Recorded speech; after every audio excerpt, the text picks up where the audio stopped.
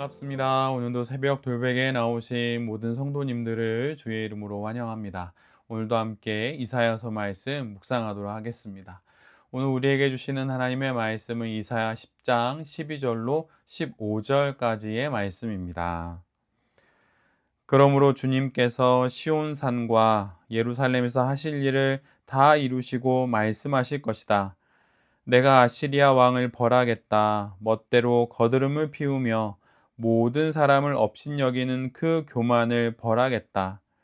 그는 말한다. 내가 민족들의 경계선을 옮겼고 그들의 재물도 탈취하였으며 용맹스럽게 주민을 진압하였다. 나는 내 손의 힘과 내 지혜로 이것을 하였다.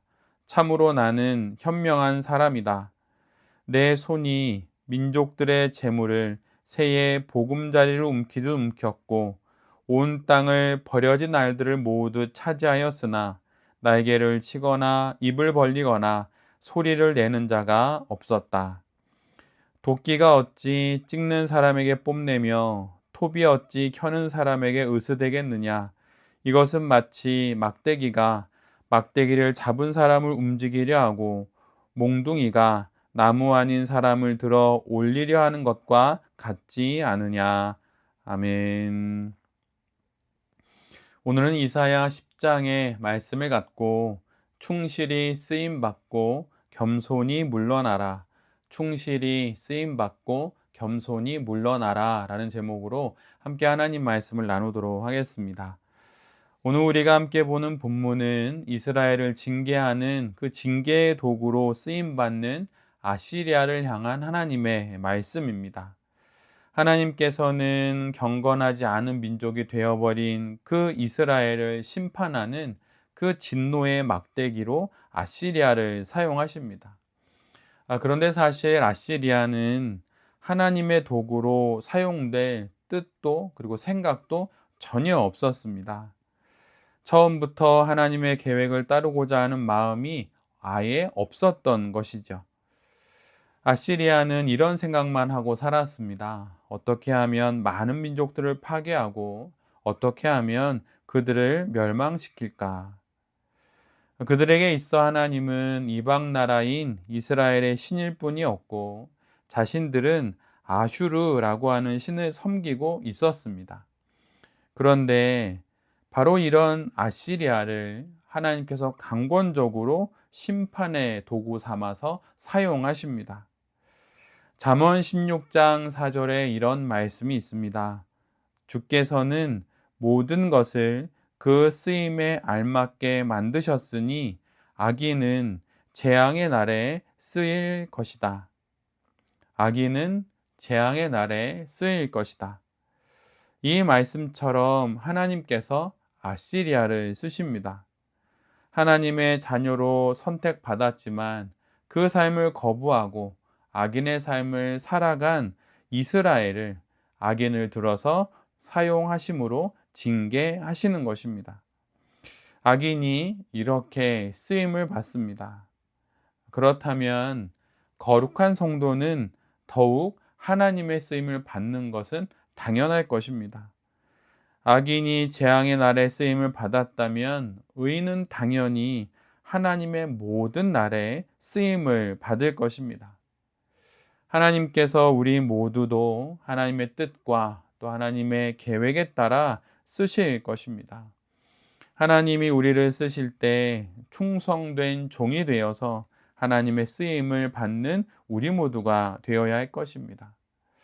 하나님은 우리가 아니어도 다른 이들을 충분히 쓰실 수 있는 분입니다. 오늘 본문처럼 악인도 쓰시는데 나 하나 없다고 못하시는 일이 있을 리가 없습니다.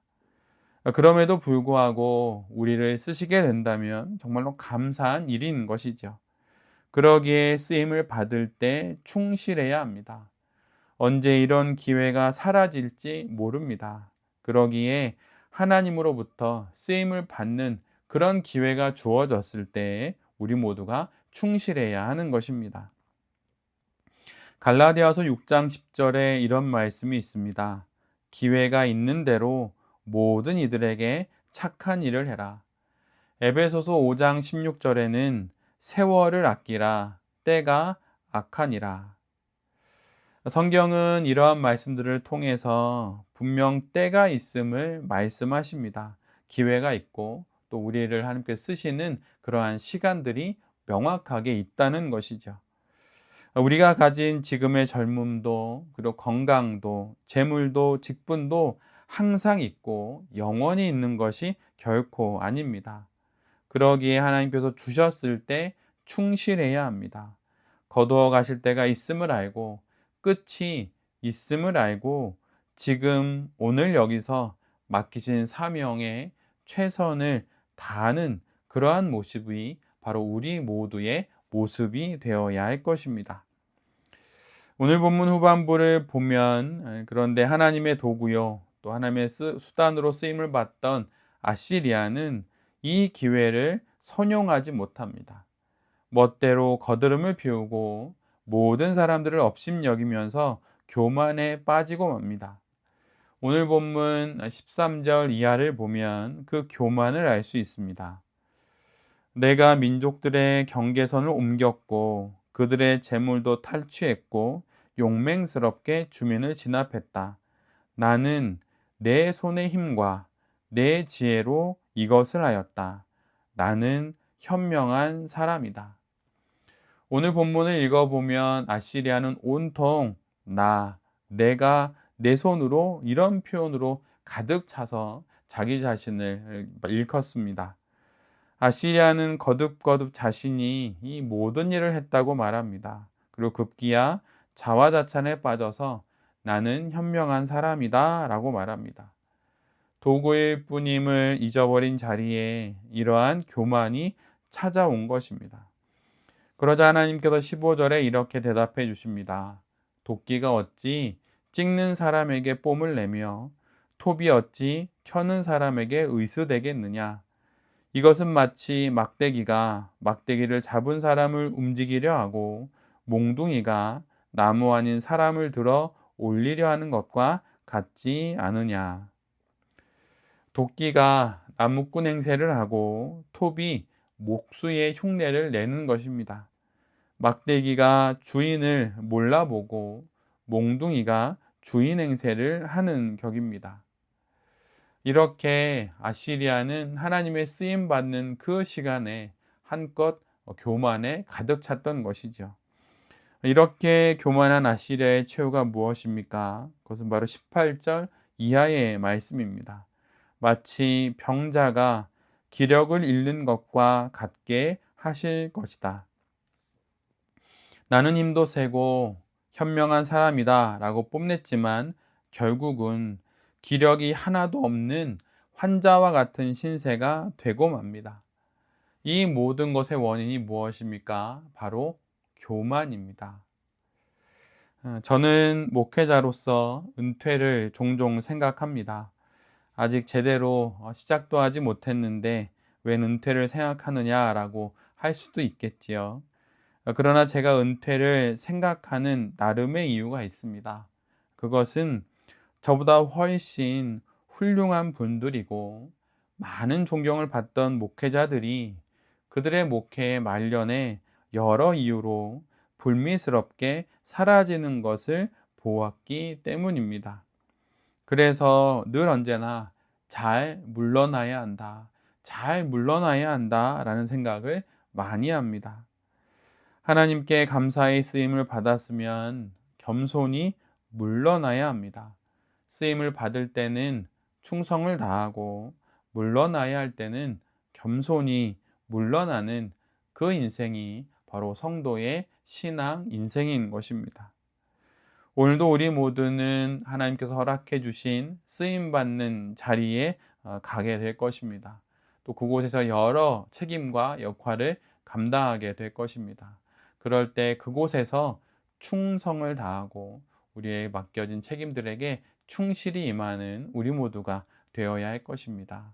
하나님의 때는 영원하지 않습니다. 우리에게 허락해 주신 이 기회, 이 소중한 시간들 속에서 최선을 다하고 또 신실함을 다하는 우리 모두가 되어야 할 것입니다. 그리고 언젠가 오게 될 물러나야 할 시간에는 감사하면서 겸손히 물러나는 우리 모두가 되어야 할 것입니다. 이러한 신앙 인생을 오늘도 살아가는 우리 모두가 될 수 있기를 간절히 기도드립니다. 아멘. 함께 기도하겠습니다. 주님, 악인도 쓰시는 하나님께서 우리도 잘 사용하실 것을 믿습니다. 우리를 쓰실 때 충성을 다하겠습니다. 끝이 있음을 알고 아직 사명이 있을 때 최선을 다하게 하여 주시옵소서. 주님, 물러나야 할 때가 반드시 올 것입니다. 그때 조용히, 감사히, 겸손히 물러나게 하여 주시옵소서. 오늘도 충성과 겸손으로 이 하루를 잘 살아가게 하여 주시옵소서. 이 모든 말씀 예수 그리스도의 이름으로 기도드립니다. 아멘.